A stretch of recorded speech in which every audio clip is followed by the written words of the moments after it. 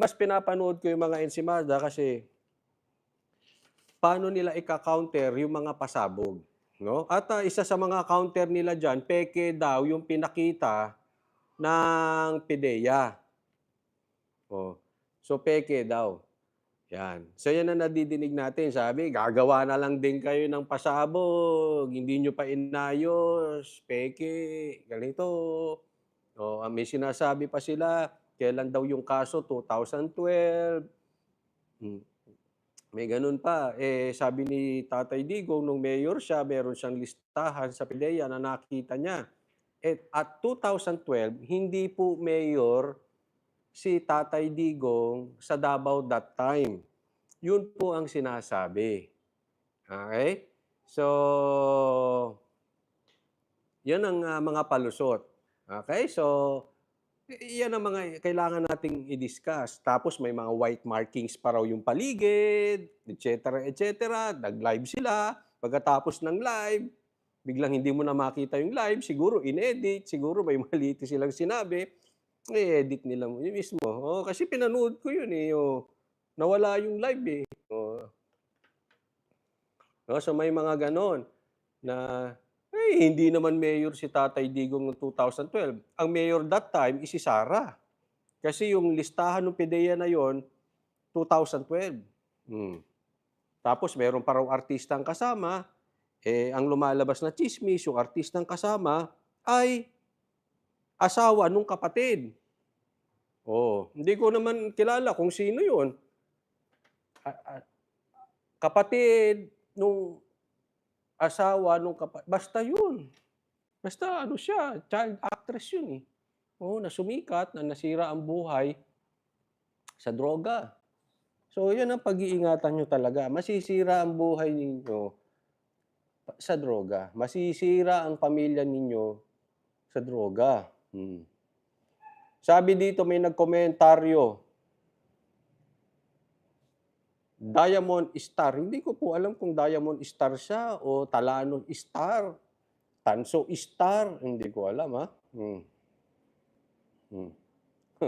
Hindi ko alam kung ano 'yan, kung Star Four Seasons o Star Trek ba 'yan, hindi ko alam, kung Star Wars 'yan. Oh, basta 'yun, okey? So, balikan natin yung pangyayari, 'no? Ito lang ang input ko. Sa akin, ah, hindi ko po sasabihin kung naniniwala ako doon sa nilabas na PIDEA or hindi, Hindi 'yan po ang issue ko rito, okey?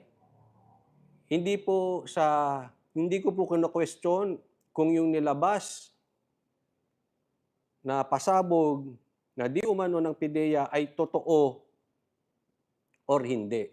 8 o'clock po ang, live namin, 'no? Lagi ganyan ako, lagi ako maaga. Kasi nasanay ako sa banda, 'pag 8 o'clock ang time, dapat 2 hours before nandun ka na, nagpe-prepare ka, naka-relax ka na, kumakain ka na, nagme-makeup ka na, et cetera. So, gano'n ako lagi. So, balikan natin. Hindi ko po sasabihin kung totoo 'yon or hindi totoo or peke yung nilabas nilang papel ng vlogger na ito, kung nilabas ay peke or tunay. Hindi po 'yan ang idi-discuss ko, hindi po 'yan ang issue para sa akin. Kasi para sa akin, ang pinaka-issue dito, ay dapat sumagot ng matino na lehitimo ang PIDEA. Pasinungalingan nila. Sila nakakaalam, totoo ba 'yon or hindi. Hindi puwedeng statement lang. Kasi dalawa lang po 'yan, eh. It's either sinungaling yung vlogger na nagpalabas nun or nagsasabi ng totoo. Hindi ko po alam kung sinungaling 'yon or nagsasabi ng totoo. Ang dapat sumagot nun ay PIDEA. Naiintindihan po? Ngayon, kung sasabihin nilang hindi totoo 'yun, dapat magdemanda sila. Cherry Tosaki, maraming salamat from Japan. Thank you sa pag-sponsor ng live na 'to. Oh, thank you, Good luck Banatero, sabi niya. dapat magdemanda ang PIDEA kung hindi totoo. Kasi 'pag hindi nagdemanda ang PIDEA, it is as if inaamin nila na totoo yung pasabog. Tingnan ninyo, ha? Kung hindi yung totoo, fake news yun, and that is very damaging. Because ang binabanatan dito is none other than the head of state, the president himself. And at the same time, isang ahensya ng gobyerno sangkot dito. Malaking dagok po yan. President and PIDEA are now being questioned kung ito'y may katotohanan or wala. So hindi pwedeng i-deny lang nila yan. Kung iyan ay hindi totoo, magdemanda kayo. Pambihira. Si Ka Eric ng SMNI, pinakontempt nyo, pinatawag nyo. Dahil sabi nyo, fake news. Galit kayo sa fake news, galit kayo sa fake news.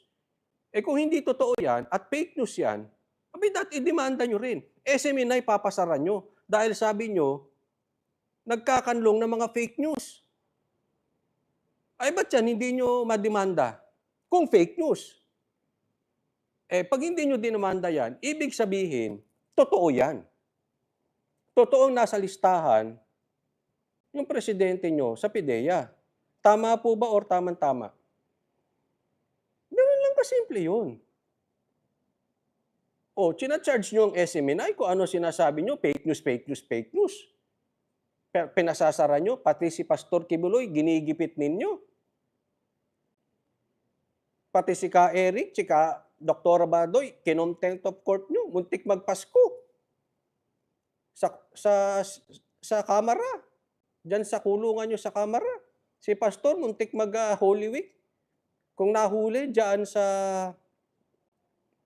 Senado, ang lakas nyo galit na galit kayo sa fake news. Tapos hindi nyo madidemanda tong mga to. Ulitin ko ha, hindi issue sa akin kung totoo yan or hindi yan totoo. Kayo, PIDEA, ang magsabi kung totoo yan or hindi. Hindi naman ako PIDEA eh. Gusto naming malaman sa inyo kung totoo o hindi. Hindi pwedeng sasagot lang kayo. I-deny nyo lang. Walang maniniwala sa PIDEA kung i-deny nyo lang yan. Wala. Huwag tayong maglokohan. Ang maniniwala lang sa inyo, yung mga tambayuda. Ang maniniwala lang sa inyo, yung mga makamarkos. Bakit? Kahit anong gawin yan sa harapan, paniniwalaan nila yung gusto nilang paniwalaan. Hindi naman they are not after the truth. They hate the Dutertes. As simple as that. Hindi nila hinahabol ang katotohanan. Basta galit sila sa Duterte, lahat ng sasabihin ng Duterte, mali. So yan lang maniniwala sa inyo. Pero yung mga in-between, yung hindi bias, hindi maniniwala sa inyo. Sino yung Terry na yan? Sana magsalita din si Terry kung totoo or hindi. Ay, Jerry Guevara TV, shout out sa'yo. Di ba? Tama, sila naman na magpaliwanag. Fake news kayo sa SMNI. Ngayon, atras kayo. Di ba? Ulitin ko ha, hindi ko sinasabing fake news yung sinabi ng vlogger na yon. At hindi ko rin sinasabing totoo. Binibigyan ko kayo ng choices. Ang PIDEA dapat gumalaw. Istoryahe ko by TV. Shout out sa'yo, bago member natin. Thank you ha. Simple. Magbigay kayo ng official statement kung totoo to o hindi. Kung totoo, wala tayong magagawa. Totoo eh. Pag hindi totoo, i-demandan nyo. Diba? Tapos ang usapan, patas lang tayo. Diba? Isipin nyo, SMNI, ang laking tatanggalan yung prangkisa. Dahil sabi nyo, fake news. Paano kakasuhan ng vlogger kung nasa US? Ang dami nilang connection sa USA. Anong silbi nung EDCA natin kung hindi nila makakasuhan yan? Di ba? Hindi, ito, inihingi lang natin yung totoong sagot ng PIDEA. Yung may pangil. Hindi pwedeng deny lang ng deny. Ulit, sa akin, walang kwenta yan. Alam niyo kung bakit walang kwenta para sa akin? Hindi naman kasi issue eh. Yung yung tungkol diyan, actually kahit video yung video sinasabi, di issue sa'kin, eh. Kasi sa akin ang importante, yung galaw ni Sarah. Kahit anong ipalabas nating pasabog, hangga't nag-aapon lakay si VP Sara, walang mangyayari. Kaya we are waiting for VP Sara to move. Kaya nga maganda, hulihin si Tatay Digong ng ICC, palagay ko gagalaw na si VP Sara. So, ang issue sa akin, hindi kung may video o walang video, totoo yung sa PIDEA or hindi totoo. Ang issue sa akin dito ay si Sara. Pag gumalaw si Sara, gagalaw kaming Banateros. Yun. Dahil kung wala din, walang mangyayari. Dahil ang inaantay ng maraming tao, kahit yung mga nasa gitna, pati yung mga nag-unity team, ang inaantay ay yung move ni VP Sara.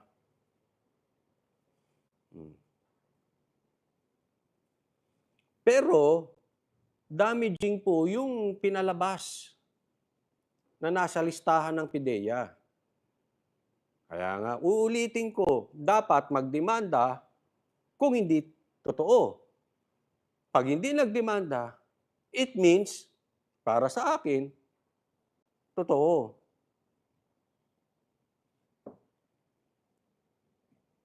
Yun ba yung Becky? Sinong Becky? Ayoko ng mga Becky.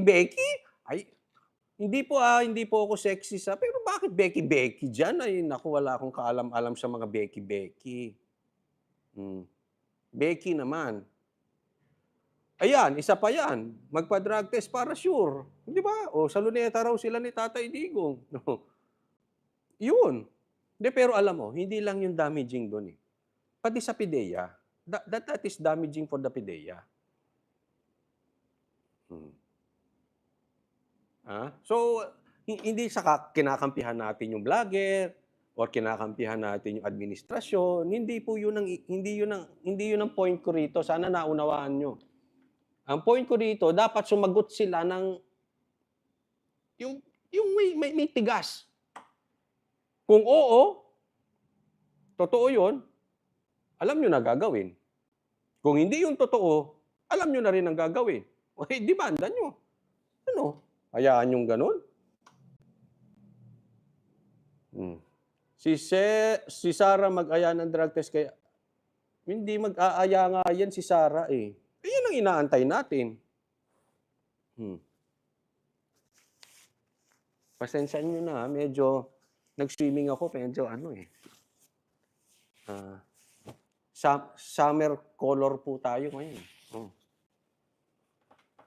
Sabi ni Jeff, naka-live si Katunying, todo paliwanag. Ano pang gagawin niya paliwanag? Siyempre, kampinan sa Marcos eh. Tayo naman, nasa gitna tayo eh. Di ba? Hindi tayo katulad ng mga tambaluslos na lahat ng gagawin nila tama. Hindi rin tayo kampi. Doon sa mga toxic, lahat ng gagawin nila mali. Hindi ganun.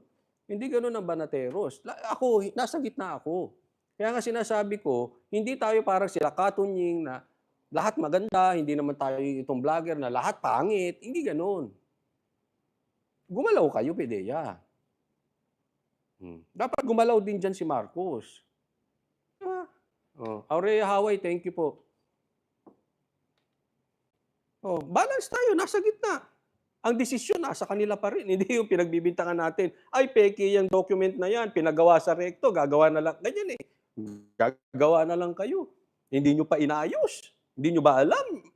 Kung marami kayong vloggers dyan, marami rin kaming vloggers dito, papasinungalingan namin yan. Hindi po ganun.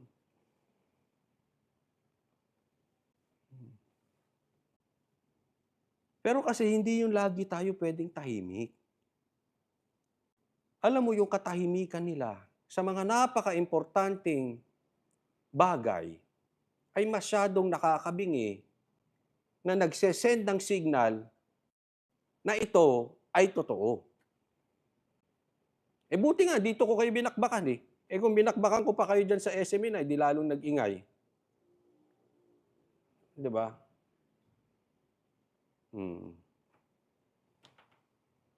Hindi pwede yung laging tahimik sa mga issue. Tapos pagdating sa SMNI, napakaingay nyo mga animal. Pagdating kay Pastor Kibuloy, napakaingay ninyo. Pag tungkol sa droga, tahimik kayo. Paano yun? Di ba? Hindi tayo nagbibintang. Kaya nga kayo sasagot. Bigyan nyo naman kami ng matinong sagot. Para kayong para kayo yung ex na dinidedma na eh. Nakadedma kayo sa mga bagay-bagay ng ganyan. Di ba? Ganyan yung mga ex nyo, ang mga halimbawa yung mga boyfriend ninyo.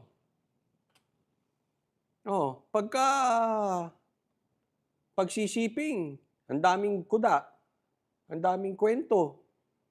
Pag magsusuporta na, hindi mo na madinig, tahimik na. Yung nangutang sa inyo, ganyan, di ba? Panay ang bola, yung pogi-pogi mo. Pautang naman. Nung sinisingil mo, hindi mo na mahanap. Ganyan na nangyayari sa kanila eh. Ang ingay-ingay nila sa mga ibang bagay. Pero pag tungkol sa droga, tahimik. Sus naman. Sumagot kayo na maayos. Huwag nyo kami i-ghosting. Yung mga terminology ko tuloy, nagiging bata eh. Pambira ng buhay ito. May paano eh. Hindi, ako sa totoo lang.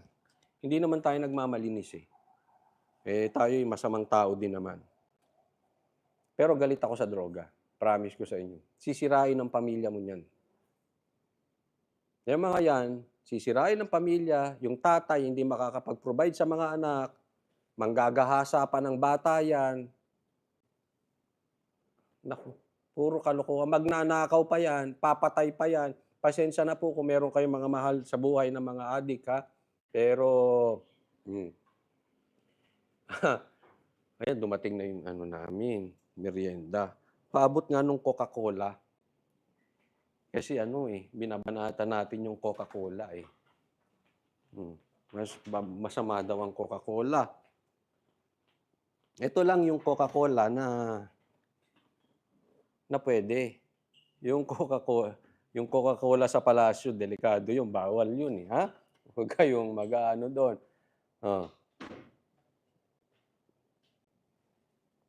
Garski, kung baga walang gagawing totoo. Mamaya na ako manonood Banatero sa SMNI. God bless po, Coach Oli. Good boy ako pagdating sa SMNI. Bawal magmura kasi doon. Mababait yung tao rito, bawal yung mura-mura. Bawal yung pasigaw-sigaw sa SMNI. Dito lang kasi pwede yun. Dapat mabait kami doon.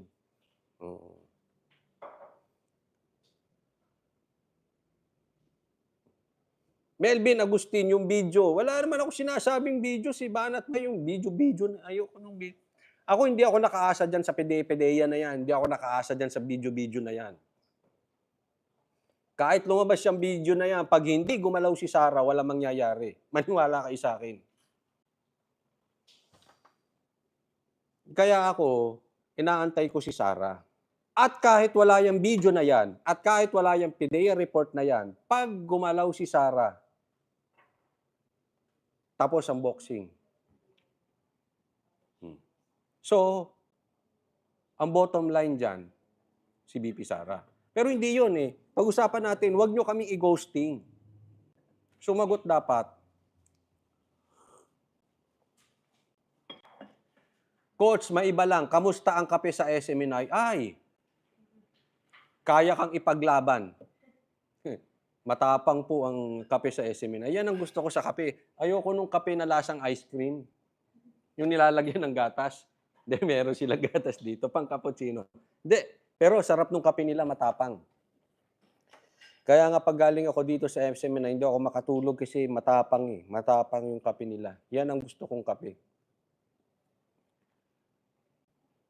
Yap po, kailangan control pagmumura sa SMNI kasi siyempre nakabantay yung MTRCB.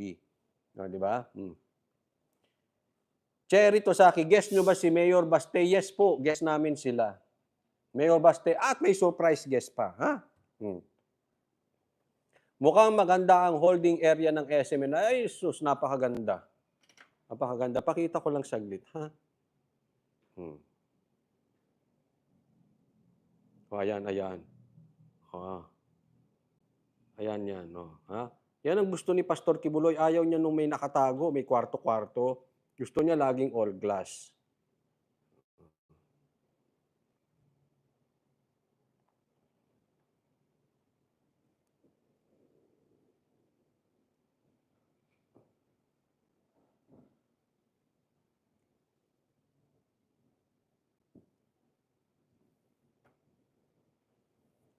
Start namin 8 PM.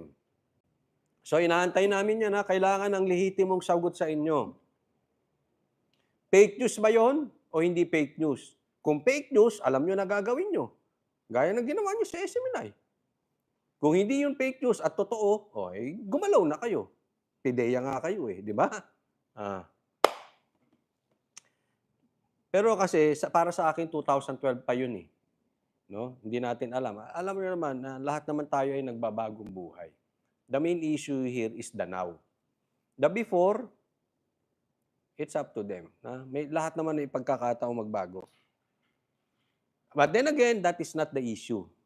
The issue is,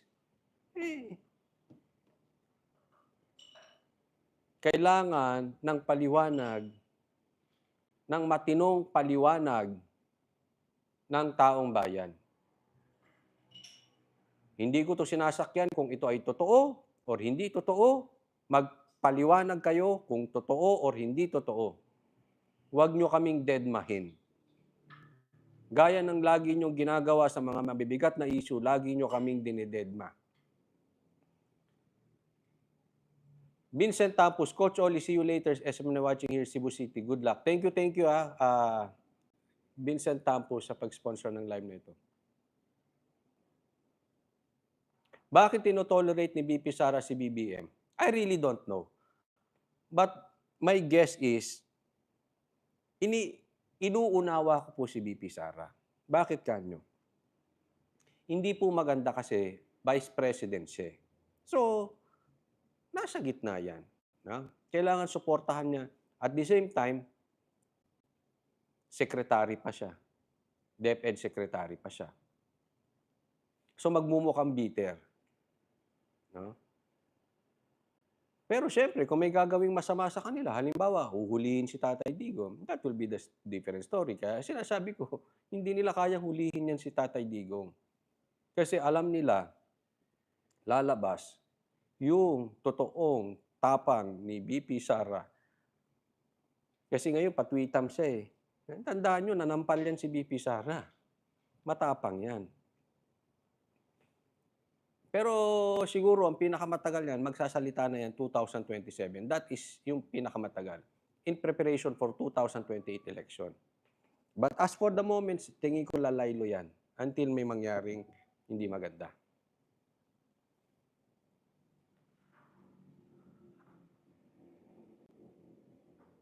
Okay? So, yan lang muna. See you later. Medyo mag-aaral-aral pa ako. God bless everyone. Sana po sa mga hindi ko pa po subscriber, subscribe po kayo. Subscribe po kayo. At naka-live po ito. Ma'am, di ba naka-live tayo sa Facebook mamaya? Naka-live to. Kinuha yung patch namin sa Facebook. So yung interview namin, yung live namin sa Banateros, nasa Facebook din namin. Facebook ni Banat Bay, Boss Dada, and Coach Oli. Mamili na lang kayo. Pero sana, panuorin nyo lahat. Lamang kami, iisang bituka lang. Okay?